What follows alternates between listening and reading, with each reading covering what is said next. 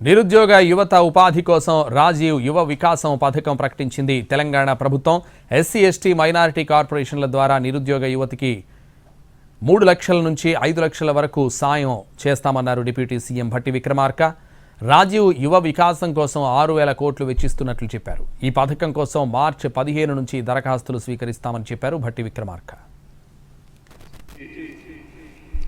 Corporation సంబంధించి BC minorities corporation సంబంధించి కూడా అన్ఎంప్లాయిడ్ యూత్ కోసం ఒక్కొక్కళ్ళకి సెల్ఫ్ ఎంప్లాయ్మెంట్ చేసుకునే స్కీమ్స్ని కొన్నిటిని ఐడెంటిఫై చేశారు.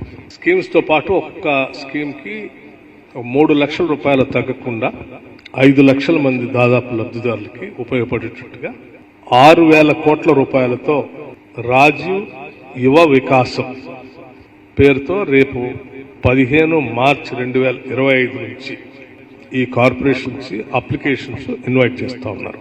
సెలక్షన్ ఆఫ్ బెనిఫిషరీస్ని 6th ఏప్రిల్ 2025 నుండి 31st మే 2025 కల్లా కంప్లీట్ చేస్తారు.